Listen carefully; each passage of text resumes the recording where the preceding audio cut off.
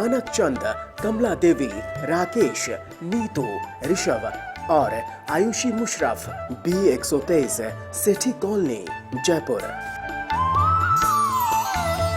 Shri Parshvanath re rolling mills limited, Durgapur 1, Vardhaman, west Bengal. Amita Jain, पत्नी अनिल कुमार जैन, संगीता जैन, पत्नी विपिन कुमार जैन।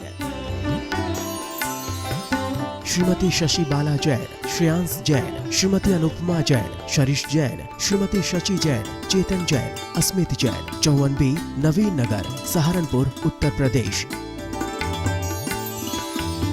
यशपाल जैन, श्रीमती सूरज जैन, शाहगढ़, सागर, मध्य प्रदेश। श्रीमती कमला देवी पाटनी, धर्मपत्नी स्वर्गीय श्री मदन लाल जी पाटनी, सुपुत्र राजकुमार पाटनी, कैलाश चंद पाटनी, प्रकाश चंद पाटनी, प्रदीप कुमार पाटनी, अनिल कुमार पाटनी, इम्फाल, मणिपुर। लक्ष्मी देवी जैन, सीमा जैन, धर्मपत्नी श्री अशोक जैन, मेहुल जैन, शाश्वत जैन, प्लॉट नंबर 658, महावीर नगर, प्रथम, जयपुर, राजस्थान। श्री दिगंबर जैन, महिला शास्त्र सभा, सूर्यनगर, गाजियाबाद। श्री सन्मति महिला मंडल, श्री दिगंबर जैन मंदिर, सेठी कॉलोनी, आगरा रोड, जयपुर। जय जिनेन्द्र तज्जयति परम ज्योति, समं समस्तैरनंत पर्यायै, दर्पण तल इव सकला प्रतिफलति पदार्थ मालिका यत्र। पंच परमेष्ठी भगवान की जय। श्री पुरुषार्थ सिद्धि उपाय में सम्यक चारित्र की चर्चा हो रही है।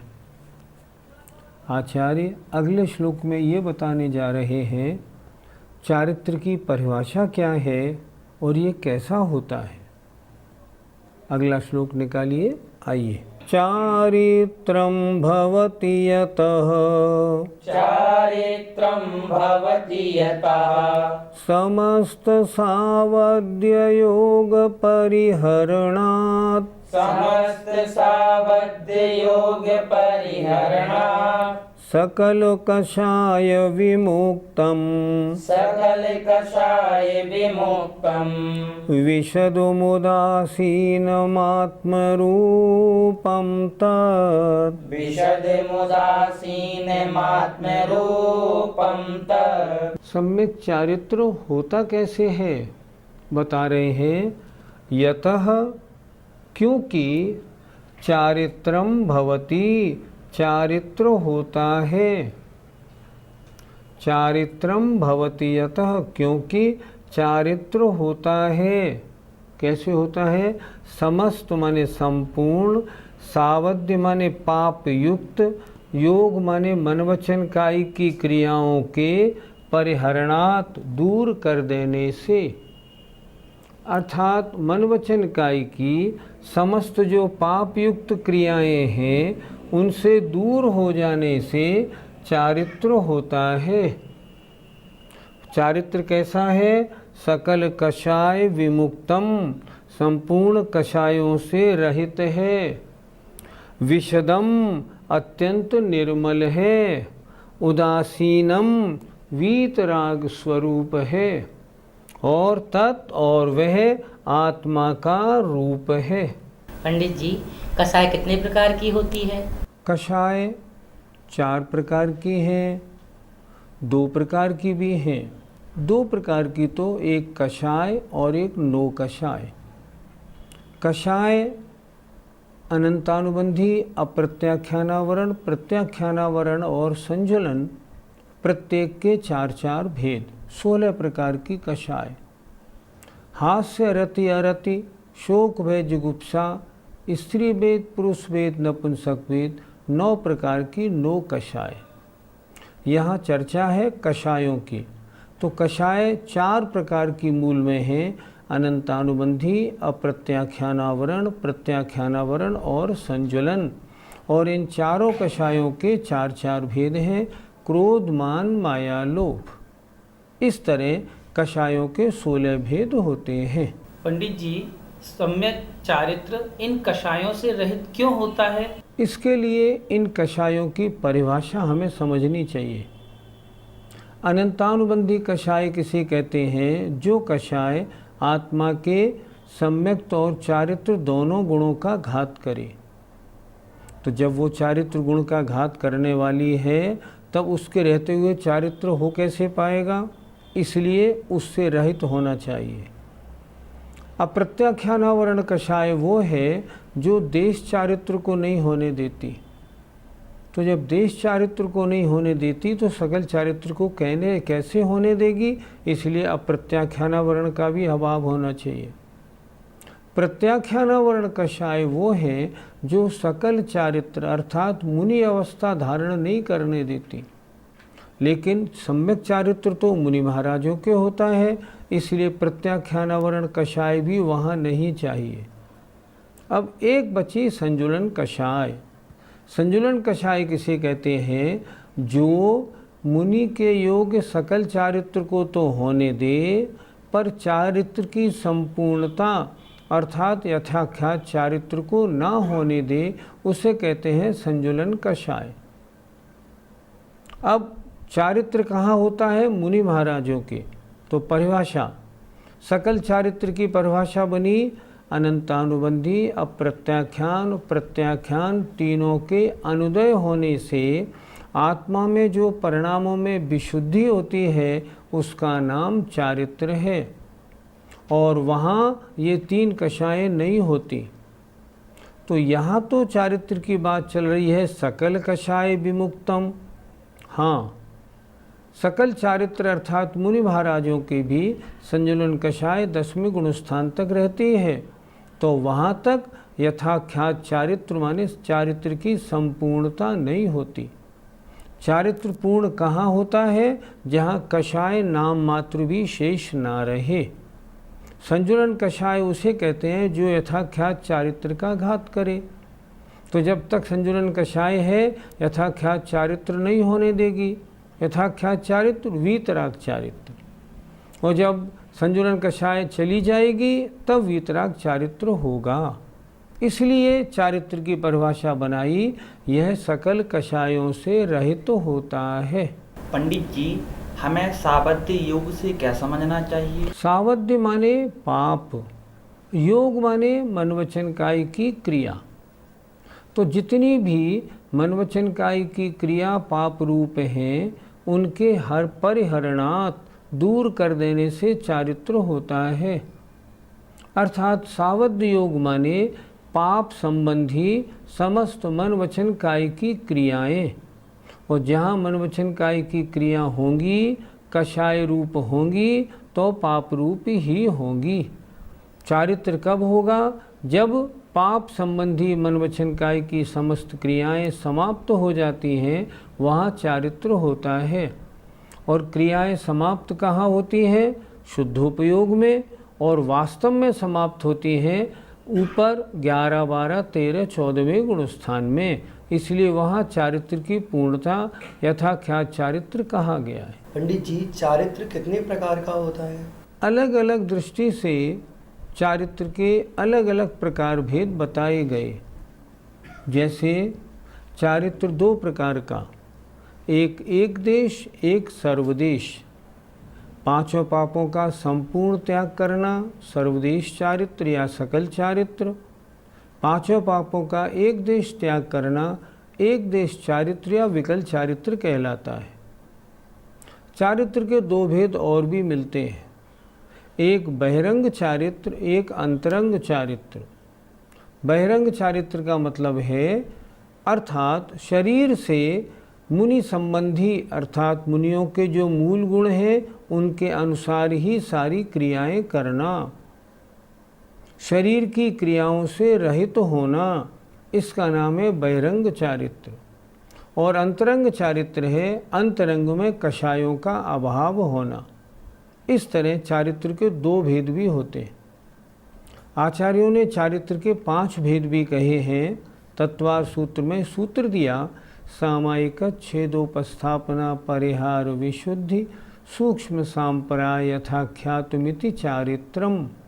चारित्र 5 प्रकार का भी कहा है। सामायिक चारित्र जीवन पर्यंत के लिए समस्त सावध योग का त्याग करना। मैं मन वचन काय से कोई पाप क्रिया नहीं करूँगा। सामायिक चारित्र। सामायिक चारित्र में कोई दोष लग जाए तो उसको प्रायश्चित आदि के द्वारा शुद्ध करना। छेदोपस्थापना चारित्र। परिहार विशुद्धि चारित्र अर्थात विशिष्ट रूप से शास्त्रों का अध्ययन करने से, प्रत्याख्यान पूर्व के पढ़ने से, जहाँ जीव हिंसा से कैसे बचा जाता है, जीव कहाँ उत्पन्न होते हैं, इन बातों की बहुत अच्छा ज्ञान हो जाता है, उसे कहते हैं परिहार विशुद्धि चारित्र। ऐसे महाराज जब भी चलते हैं उनसे जीव हिंसा नहीं होती। सूक्ष्म सांप्रदाय चारित्र 10वें गुणस्थानवर्ती मुनि महाराजों के जब सूक्ष्म कषाय, सूक्ष्म लोभ रह जाता है तब सूक्ष्म सांप्रदाय चारित्र होता है। और कषाय रहित अवस्था में 11 से 14वें गुणस्थान तक जो आत्म परिणामों की विशुद्धि होती है उसे हम यथाख्यात चारित्र कहते हैं। इस प्रकार चारित्र के अलग अलग प्रकार से भेद आचार्यों ने कहे हैं। ये निर्मल और वीतराग रूप होता है, ऐसा क्यों? आत्मा की जो विशुद्ध परिणति है, निर्मल परिणति है, समस्त पाप रहित जो परिणति है उसे कहते हैं निर्मल परिणति। और उस समय अवस्था कैसी होती है? उदासीन माने वीतराग रूप। इसलिए ये चारित्र जो यहाँ चर्चा है वो चारित्र की नहीं, सकल चारित्र की भी नहीं, परिपूर्ण चारित्र की है। इसलिए सकल कषाय विमुक्तम लिखा गया है। ये कब होती है? 11 से 14वें गुणस्थान तक होता है यथाख्यात चारित्र। उस समय परिणति कैसी होती है? अत्यंत निर्मल और परम उदासीन माने एकदम वीतराग रूप परिणति होती है। आचार्य श्री ने जो एक एक विशेषण यहाँ दिया है बहुत उपयोगी है और चारित्र के महत्व, चारित्र की परिभाषा को बताने वाला है। इस श्लोक में जो परिपूर्ण चारित्र होता है वह कैसा होता है उसकी बात हुई। अब वैसे सामान्य से चारित्र कितने प्रकार का होता है ये आगे इस श्लोक में बताएंगे। हिंसा तो नृतो वचनात्, हिंसा तो नृत्यवचनात्, स्तेयाद् ब्रह्मतः परिग्रहतः, स्तेयाद् ब्रह्मतः परिग्रहतः, कार्ष्णैकदेशविरतेश्, कार्ष्णैकदेशविरतेश्, चारित्रं जायते द्विविधम्, चारित्रं जायते द्विविधम्। हिंसा से, अनृत वचनात् झूठ वचनों से, स्तेयात् चोरी से, अब्रह्मतः अब्रह्म माने कुशील से, और परिग्रहतः माने परिग्रह से। ये 5 पाप हुए। इन 5 पापों से कार्ष्णिक देश विरतेश माने सर्वदेश और एक देश विरत रूप होने से पापों का संपूर्ण त्याग किया। कार्ष अर्थात सर्व महाव्रत रूप, एक देश विरत पापों का एक देश त्याग करने रूप। तो सर्वदेश और एक देश विरति से चारित्र 2 प्रकार का होता है। चारित्र के 2 भेद। चारित्र माने 5 पापों का त्याग करना, उसका नाम चारित्र है। वो चारित्र 2 प्रकार का होता है। यदि पापों का संपूर्ण रूप से त्याग किया तो महाव्रत रूप सकल चारित्र, पापों का एक देश त्याग किया तो विकल चारित्र। सकल चारित्र मुनि महाराजों का और एक देश चारित्र विकल चारित्र श्रावकों का होता है। इस प्रकार चारित्र 2 प्रकार का होता है। पंडित जी, 5 पापों की परिभाषा क्या समझना चाहिए? 5 पापों की संपूर्ण सुंदर अच्छी परिभाषा तत्वार सूत्र में आचार्य उमा स्वामी महाराज ने दी है।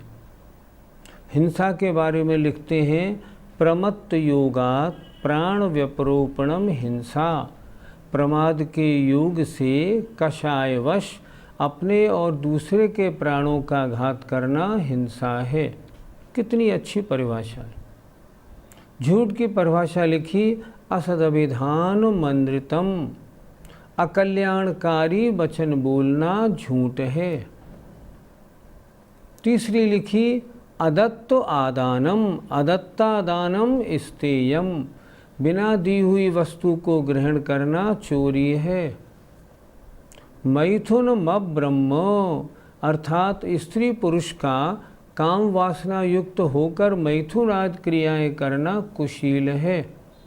और मूर्छा परिग्रह, वस्तु से ममत्व रखना, ये वस्तु मेरी है, इसका नाम परिग्रह है। 5 पापों की संपूर्ण और बहुत सुंदर परिभाषा है। पंडित जी, 5 पापों का संपूर्ण त्याग कहाँ होता है? आपके प्रश्न का उत्तर 2 प्रकार से बनता है। जो मुनि महाराज पंच महाव्रत धारण कर लेते हैं, उनके 5 पापों का संपूर्ण त्याग हो जाता है। लेकिन उसके बावजूद भी अगर देखा जाए तो अंतरंग परिग्रह में कषाय भी तो आती हैं। तो कषायों का त्याग कहाँ होता है? वो 10वें त्याग 10वें गुणस्थान के अंत में होता है। तो वास्तव में अगर सही पूछा जाए तो 5 पापों का संपूर्ण त्याग 10वें गुणस्थान के अंत में होता है। और आज जो पहला श्लोक हुआ उसमें आचार्य ने उसी को चारित्र कहा है कि संपूर्ण चारित्र यथाख्यात 11, 12, 13, 14 में होता है। क्योंकि अंतरंग परिग्रह जो कषाय रूप है वो 10वें गुणस्थान के अंत तक पाया जाता है। इस कारण पंडित जी, एक चारित्र तो स्वरूपाचरण भी कहा जाता है, वह कौन से गुण स्थान में होता है? वास्तविकता तो यह है कि स्वरूपाचरण नाम का कोई चारित्र होता ही नहीं। किसी भी आचार्य ने किसी भी शास्त्र में स्वरूपाचरण चारित्र का नाम या उसकी परिभाषा लिखी ही नहीं। स्वरूपाचरण चारित्र प्रारंभ कहाँ से हुआ? ये तो पांडे राजमल जी के पंचाध्यायी से हुआ। और पंचाध्यायी तो अनार्ष ग्रंथ है, उसमें आगम के अनुसार बहुत सी ऐसी बातें लिखी हैं जो आगम से टैली नहीं होती। उन्होंने स्वरूपाचरण चारित्र का प्रारंभ किया। वास्तव में स्वरूपाचरण चारित्र कोई चारित्र ही नहीं है। शब्द के हिसाब से देखें, स्वरूपाचरण तो हो सकता है जब मुनि महाराज अपने आत्मस्वरूप में लीन होते हैं, तब हम कह सकते हैं इस समय इनकी स्वरूपाचरण दशा है। पर स्वरूपाचरण चारित्र है ऐसा कहीं भी नहीं लिखा। स्वरूपाचरण चारित्र को यदि हम शुद्धोपयोग जैसा माने तो भी बात घटित हो सकती है। लेकिन स्वरूपाचरण चारित्र जिन्होंने लिखा है उन्होंने चतुर्थ गुणस्थान में भी स्वरूपाचरण चारित्र लिख दिया। इसलिए शुद्धोपयोग जैसा भी स्वरूपाचरण चारित्र घटित नहीं होता। सही बात तो यह है, स्वरूपाचरण चारित्र आगम सम्मत कोई चारित्र है ही नहीं, किसी शास्त्र में इसका उल्लेख नहीं मिलता। पंडित जी, एक देश चारित्र और सर्वदेश चारित्र, इनके गुण स्थान कौन से माने जाएं? 5 पापों के एक देश त्याग रूप जो चारित्र है उसका गुणस्थान सिर्फ 5वां, और सर्वदेश चारित्र के गुणस्थान 6 और 6 से आगे वाले गुणस्थान। 1 से 4 गुणस्थान तक कोई चारित्र नहीं होता। 5वें में एक देश या विकल चारित्र होता है और छठे और छठे से ऊपर सकल चारित्र होता है। पंडित जी, 5 पापों का एक देश त्याग किनके होता है? श्रावकों की 11 प्रतिमाओं का वर्णन शास्त्रों में मिलता है। इन 11 प्रतिमाओं में 5 पापों का एक देश त्याग है। पहली प्रतिमा से आगे आगे और विरक्ति या पापों से दूर होना बढ़ता जाता है, और आगे जाके क्षुल्लक, एलक और क्षुल्लिका और आरिका माताजी, इन सब का गुणस्थान 5वां है और इन सब के एक देश चारित्र पाया जाता है। सर्वदेश चारित्र तो मात्र मुनि महाराजों के होता है। गृहस्थ या एलक क्षुल्लक तक एक देश चारित्र है, दूसरा नहीं। पंडित जी, यदि कोई धार्मिक नियम ले ले, अणुव्रत पालने का नियम ले ले, तो क्या उसके एक देश चारित्र माना जाएगा? आचार्यों ने इस संबंध में अलग अलग दृष्टियां दी हैं। भगवती आराधना और वसुनंदी श्रावकाचार में आचार्य ने लिखा है कि अगर कोई व्यक्ति एक नियम का भी जीवन पर्यंत पालन करता है तो उसका मरण बाल पंडित मरण माना जाता है। और बाल पंडित मरण पंचम गुण स्थानवर्ती का होता है। अतः अगर किसी ने ये भी नियम ले लिया कि मैं अहिंसाणुव्रत का जीवन भर पालन करूँगा, तो भी उसके उस दृष्टि को रखते हुए एक देश चारित्र हुआ। लेकिन वास्तव में देखा जाए तो आचार्यों की वो एक दृष्टि है। वास्तव में देखा जाए तो मैं छना पानी पीऊँगा, मैं रात्रि भोजन नहीं करूँगा, मैं देव दर्शन पूजन नित्य करूँगा, ऐसे जो नियम लिए जाते हैं इनका चारित्र से कोई संबंध नहीं। ये तो नियम हैं, चारित्र से पहले होने वाले नियम हैं। अगर कोई ये नियम ले ले कि मैं 5 अणुव्रतों को धारण करता हूँ, तो क्या उनके एक देश चारित्र मान लिया जाए? नहीं, ये भी नहीं माना जाएगा। क्योंकि उमा स्वामी महाराज ने स्पष्ट लिखा है कि वे अणुव्रत 3 गुणव्रत और 4 शिक्षाव्रत से संपन्न होने चाहिए। दिग्देशाविरति वाला सूत्र इसीलिए लिखा गया। अगर मात्र 1 अणुव्रत या 5 अणुव्रतों का नियम ले लिया, अभी कोई प्रतिमा नहीं हुई और अभी व्रती की श्रेणी में नहीं आया, हाँ नियम की श्रेणी में आ गया। एक देश चारित्र का प्रारंभ कहाँ से होगा? जब वो पहली प्रतिमा लेगा, उससे पहले नहीं। पंडित जी, महाव्रत धारण करने वाले मुनिराज भी तो आवागमन करते हैं, फिर उनके आवागमन से जीवों की हिंसा तो होती है, फिर उनका समस्त हिंसा से रहित क्यों कहा? मुनि महाराज देख शोध के चलते हैं कि नहीं? चलते हैं। जान पूछ के हिंसा करते हैं? नहीं करते। हिंसा की परिभाषा क्या बताई थी? प्रमत्त योगात प्राण व्यपरोपणम हिंसा। प्रमाद के योग से कषायवश अपने या दूसरे के परिणामों का घात करना हिंसा है। जब वो देख सोच के चल रहे हैं तो उन्होंने प्रमाद या कषाय के कारण तो जीव हिंसा नहीं की। आगे स्वयं इसी पुरुषाशुद्धिपाय में एक श्लोक महाराज स्वयं देंगे और उसमें लेंगे, जो मुनि महाराज महाव्रतों के अनुसार अपनी सारी क्रियाएं कर रहे हैं, जिनका आचरण समिति के अनुसार बिल्कुल सही है, उनसे भी जीव हिंसा होती तो है, पर क्या पाप लगता है? उन्होंने कहा बिल्कुल नहीं लगता। क्यों नहीं लगता? उनका अभिप्राय तो अहिंसा का है। अभिप्राय अहिंसा का हो और फिर भी अगर जीव हिंसा हो तो नहीं, उसका पाप नहीं लगता। एक छोटा एग्जाम्पल दें। कोई श्रावक पानी छानता है मोटे कपड़े से, मोटे कपड़े से पानी छाना, पानी छानने में सारे त्रसजीव छन्ने में आ गए। लेकिन कोई त्रसजीव ऐसे भी तो हो सकते हैं जो उस छन्ने में भी ना छने, और वो अगर नीचे निकल जाते हैं तो क्या उन जीवों को गर्म पानी करते समय मारने की या पीते समय पीने की हिंसा लगेगी? नहीं लगेगी। क्यों? अशक्यानुष्ठान है, उसमें क्या कर सकते? कुछ भी नहीं कर सकते। कोई महिला है, वो देख शोध के गेहूँ खूब छानबीन के गेहूँ पीसती है। अगर किसी गेहूँ के अंदर कोई जीव मान लो छुपा बैठा मिल जाए और वो पिस जाए, तो क्या उस महिला को उस जीव की हिंसा का पाप लगेगा? नहीं लगेगा।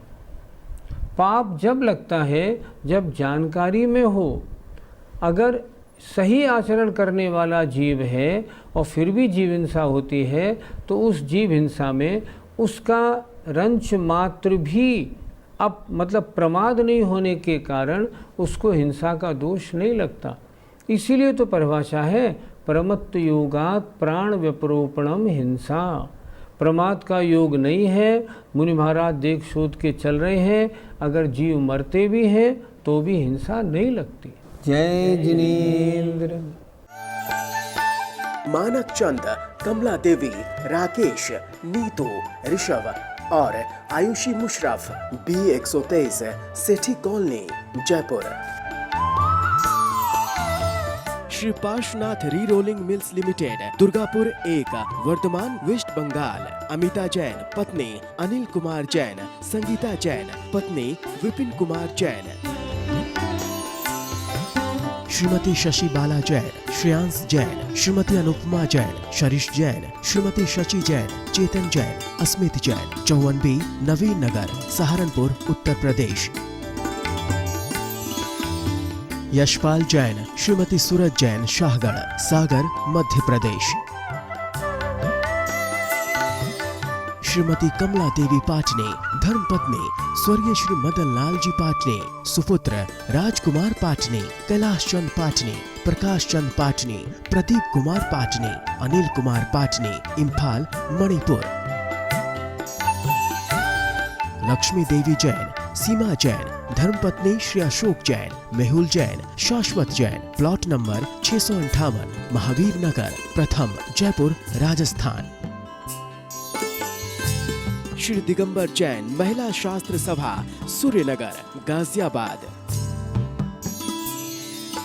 श्री सन्मति महिला मंडल, श्री दिगंबर जैन मंदिर, सेठी कॉलोनी, आगरा रोड, जयपुर।